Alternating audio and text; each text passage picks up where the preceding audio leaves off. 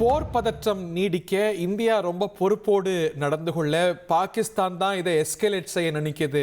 நாங்க இந்த தருணம் வரைக்கும் சிவிலியன் டார்கெட்ஸை குறிவைக்கல, பாகிஸ்தான் தான் செய்து வருகிறது அப்படின்னு ஆதாரங்களோடு இந்தியா உலகத்துக்கு சொல்ல, சர்வதேச ரீதியாகவும் வலியுறுத்தல்கள் வர இந்தியாவுக்கும் பாகிஸ்தானுக்கும் இடையே ஹாட்லைன் இணைப்பு ஏற்பட்டிருக்கிறது. இது ஒரு ஆக்கப்பூர்வமான சமிக்ஞையாக பார்க்க முடியும். திரு நடராஜன் ஓய்வு பெற்ற வெளியுறவுத்துறை அதிகாரி நம்மோடு இணைப்பில் இருக்கிறார். இந்த ஹாட்லைன் பற்றி சொல்லுங்க. நார்மலா இதில் எப்படி இது எஸ்டாப்ளிஷ் ஆகும், இதோடைய சிக்னிஃபிகன்ஸ் என்ன, இதில் இப்போ என்ன யூகிக்கலாம், இந்த பேச்சுவார்த்தையில் முதற்கட்ட பேச்சுவார்த்தையில் என்ன செய்வாங்க, வாட் வில் ஃபாலோ நெக்ஸ்ட்? பொதுவா ஹாட்லைன் ஏற்கனவே இந்தியாவுக்கும் பாகிஸ்தானுக்கும் இடையில இந்த இணைப்பு இருந்தது. அப்புறம் இந்த கார்கில் போருக்கு அப்புறம் தான் அது துண்டிக்கப்பட்டது. அதுக்கு முன்னாடி இரண்டு நாட்டுக்கும் இடையில இந்த ஹாட்லைன் இணைப்பு இருந்தது.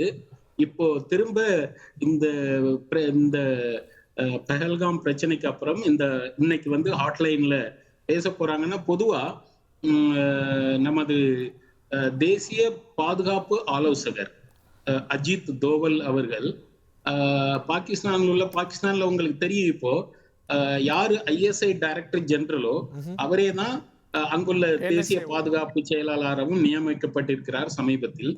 இவர்கள் ரெண்டு பேருக்கும் இடையில அந்த பேச்சுவார்த்தை நடக்கலாம், அல்லது வெளியுறவுத்துறை அமைச்சர்கள் அவர்கள் ரெண்டு பேருக்கும் இடையிலும் இந்த பேச்சுவார்த்தை நடக்கலாம். பட் நான் நினைக்கிறேன் இந்த தருணத்துல இந்த பேச்சுவார்த்தை நம்ம NSA, இந்தியாவுடைய NSA அப்புறம் பாகிஸ்தானுடைய NSA, இவங்க ரெண்டு பேருக்கும் இடையில தான் நடக்கும் மட்டத்துல அப்படின்னு தகவல். இப்போ வந்திருக்கக்கூடிய தகவல் DGMO அந்த மட்டத்துல அப்படிங்கிற தகவல். DGMO okay. DGMO இது வழக்கமா இருக்கிறது தான். இப்போ நம்ம இந்த பஹல்காம் பிரச்சனைக்கு முன்னாடி கூட இந்திய DGMOவும் பாகிஸ்தான் DGMOவும் கூட பேசினாங்க ஒரு தடவை. சோ இது நடக்கிறது தான்.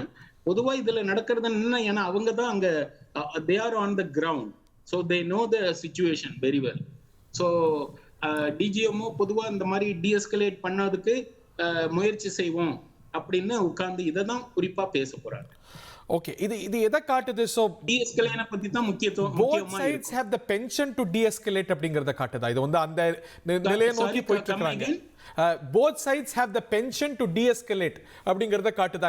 இப்போ இந்த பேச்சுவார்த்தை போன வாரம் நடந்திருக்கலாம், நேற்று நடந்திருக்கலாம், பட் இன்னைக்கு நடக்குது அப்படிங்கும்போது ரெண்டு பேருமே ஸ்டாண்ட் டவுனுக்கு ரெடியாறாங்க, இல்ல அந்த இன்டென்ஷன் இருக்கு அப்படிங்கிறதுக்கான வெளிப்பாடா பாக்குறதா? I think it's too early to say anything. Correct. அவங்க அதாவது ரெண்டு DGMO என்ன பேச போறாங்கிறது அந்தந்த ரெஸ்பெக்டிவ் அரசாங்கம் சொல்லியிருக்கும் அவங்க கிட்ட, நீங்க இதை சொல்லுங்க அப்படின்னுட்டு. அதனால குறிப்பா அவங்க எதை பத்தி பேச போறாங்க அப்படிங்கறத இப்போ உடனே சொல்றது கொஞ்சம் சிரமம்னு நினைக்கிறேன். இப்போ நமக்கு இதுல இந்த ஆபரேஷன்ஸ்ல நமக்கான கோல் என்ன? நம்ம ஆல்ரெடி அதை அச்சீவ் பண்ணிட்டோமா? ஏன்னா நம்மளுடைய தீவிரவாத தாக்குதலை இங்க நடத்துறாங்க, அதற்கு பதிலடி கொடுத்துட்டோம். ஸோ நம்மளுடைய கோல்ஸ் அதோட அச்சீவ் ஆயிடுச்சா, இல்ல அதை தாண்டி நம்ம இந்தியாவுக்கு இதுல கோல்ஸ் இருக்கா இந்த ஆன்கோயிங் டென்ஷன்ஸ்ல? நிச்சயமாக நம்ம அச்சீவ் பண்ணியிருக்கிறோம், சாதிச்சிருக்கிறோம். கொஞ்சம் உங்களுக்கு தெரியும், முதல் நாளே நம்ம ஒரு 9 இடத்துல நம்ம அங்க பாகிஸ்தான்லயும் அப்புறம் பாகிஸ்தான் ஆக்கிரமிப்பு காஷ்மீர்லயும் நடத்தணும் 9 இடங்கள்ல. அப்பவே 9 முகாம்கள் உடைக்கப்பட்டது.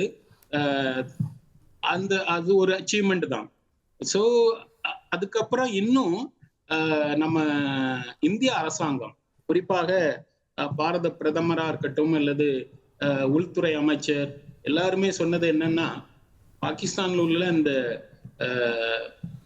நம்ம தீவிரவாதத்தையும் தீவிரவாதிகளையும் தீவிரவாத முகாம்களையும் முழுமையாக ஒழிக்க வேண்டும் என்ற நோக்கத்தில் இருக்கின்றார்கள். அதனால இன்னும் நம்ம முழுமையா அதையெல்லாம் அடைஞ்சிட்டோம்னு சொல்ல முடியாது. அதையெல்லாம் ஒழிச்சு கட்டினதான்.